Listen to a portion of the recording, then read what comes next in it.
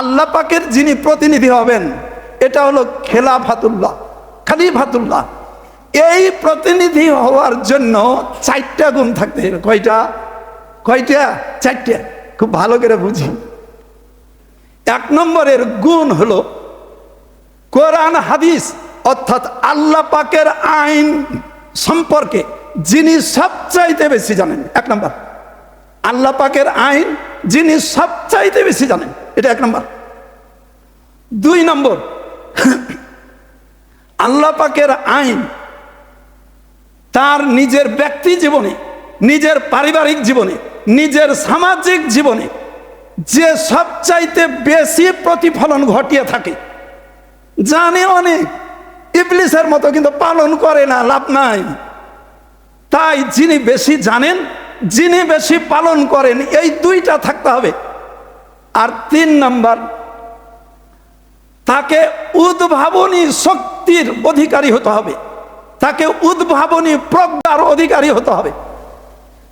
যুগ আস্তে আস্তে আস্তে আস্তে মানুষ যত সভ্যতায় যাবে, অনেক প্রশ্ন, অনেক জটিলতা, অনেক ক্ষেত্রের উদ্ভব হবে।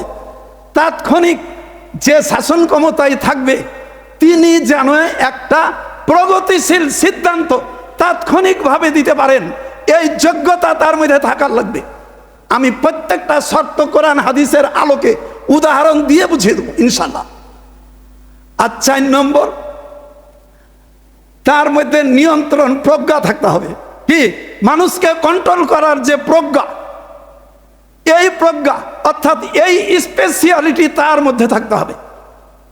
যদি দেখা যায় 4টা গুণ কারোর মধ্যে থাকে, এই ব্যক্তি যদি একজনই হয়, নট ইলেকশন, একজনই যদি হন, তাহলে উনি রাষ্ট্রনায়ক, উনি রাষ্ট্রনায়ক।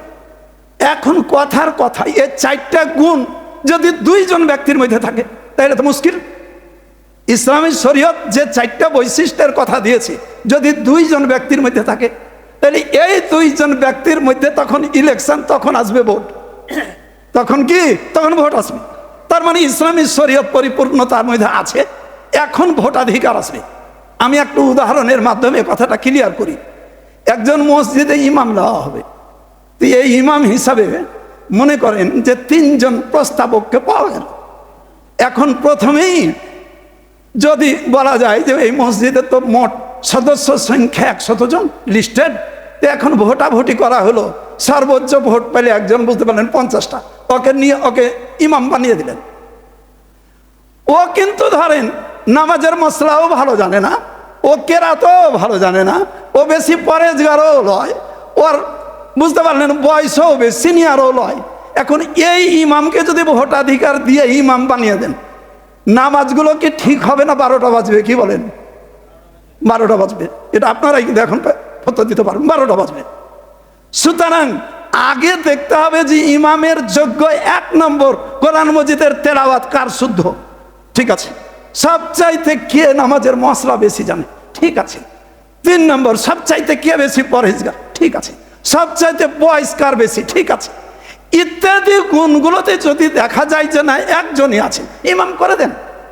যদি দেখা যায় যে এই গুণগুলো 2 জনের মধ্যে আছে, এই শর্তটি, তাইলে তখন মুসল্লিদেরকে বলা হবে যে আপনারা বেশি কাকে চয়েস করছেন। অর্থাৎ যে শর্তগুলো বিদ্যমান আছে এটা থাকা সাপেক্ষে যদি একাধিক ব্যক্তি ইমামের প্রস্তাবে চলে আসে, তখন ভোট দেন। তাইলে নামাজের আর 12টা বাজবে না, কি বলেন? আর 12টা বাজবে না। আমি কি বুঝাইতে পেরেছি? বুঝতে হবে কিন্তু